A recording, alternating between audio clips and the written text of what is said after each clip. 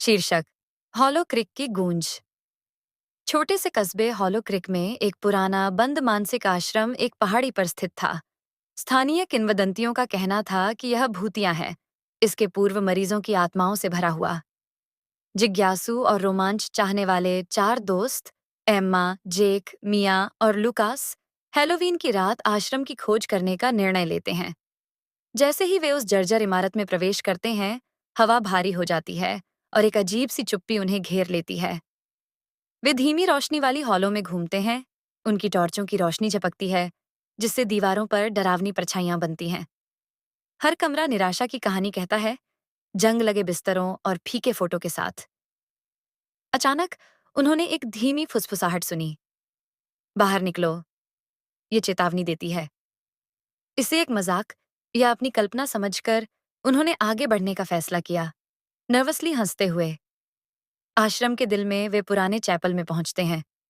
इसके रंगीन कांच की खिड़कियां, हालांकि दरकी हुई, अभी भी एक भूतिया सुंदरता को दर्शाती है। जैसे ही वे अंदर जाते हैं, दरवाजा पीछे से जोर से बंद हो जाता है। डर की लहर दौड़ जाती है, क्योंकि उन्हें एहसास होता है कि वे फंस गए हैं। फुसफुसाहटें तेज हो जाती हैं, चारों ओर गूंजती हुई उन्हें बाहर निकलने का आग्रह करती हैं। जेक, जो हमेशा संदेहवादी था, ने कहा कि यह सिर्फ हवा है। लेकिन जैसे ही वह दरवाजे के पास गया, एक छायादार आकृति प्रकट हुई, जो उनके रास्ते को रोक रही थी। यह एक नर्स थी, जिसका चेहरा दुख में मुड़ गया था। उसकी आंखें मदद के लिए प्लीडिंग थीं। तुम्हें हमारी मदद करनी होगी, उसने कहा। दोस्त डर से जड़वत हो गए। यह तय नहीं कर पा रहे थे कि उस पर भरोसा करें या नहीं। अचानक रोशनी झपक गई और अंधेरा छा गया।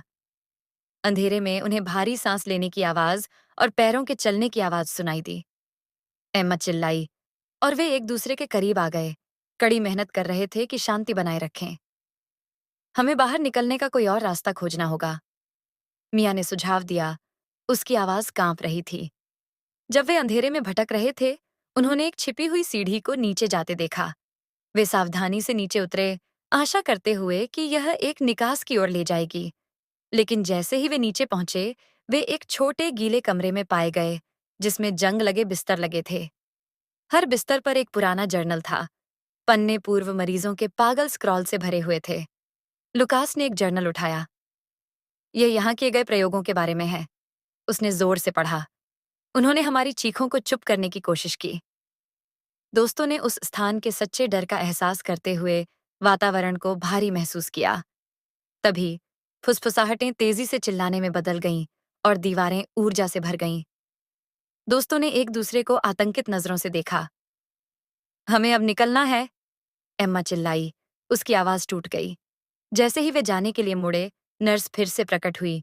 उसका चेहरा अब गुस्से में था। तुम नहीं जा सकते, तुम्हें याद करना होगा, उसने चिल्लाई और कमरे में भारी झटका लगा। दोस्तों ने सीढ़ियों पर वापस दौड़ने का निर्णय लिया, लेकिन छायादार आकृति उनके रास्ते पर थी। भागने के लिए उन्होंने उसे धक्का देकर बाहर भागने की कोशिश की। फुसफुसाहटें अब एक डेफनिंग गूंज बन गईं। वे चैपल तक पहुंचे, लेकिन दरवाजा मजबूती से बंद था। जब सभी उम्मीदें खोने लगीं, तो मिया ने वेदी के ऊपर एक छोटी खिड़की देखी। अगर वे एक साथ काम करते तो वे वहां से निकल सकते थे। जैसे ही वे चढ़े, छाया निकट आ गई, उन पर हाथ बढ़ाते हुए। एक एक करके वे खिड़की से बाहर निकलने लगे, लेकिन लुकास के टखने के चारों ओर एक ठंडी पकड़ महसूस हुई। मदद करो, उसने चिल्लाया, लेकिन वे उसे ऊपर खींच नहीं सके।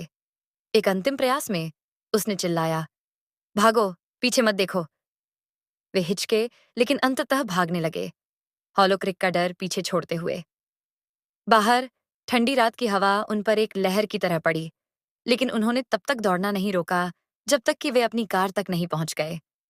जैसे ही वे वहां से निकले, लुकास का चेहरा उनके सपनों में हॉन्ट करता रहा। उसकी अंतिम चीख उनके मन में गूंजती रही। महीनों बाद दोस्तों ने आगे बढ़ने की कोशिश की, लेकिन वे उस भावना को नहीं भुला सके कि कुछ अभी भी उन पर नजर रख रहा है। उनके सपनों में वे फुसफुसाहटें सुनते रहे, हमेशा उन्हें हॉलो क्रिक की ओर बुलाते हुए।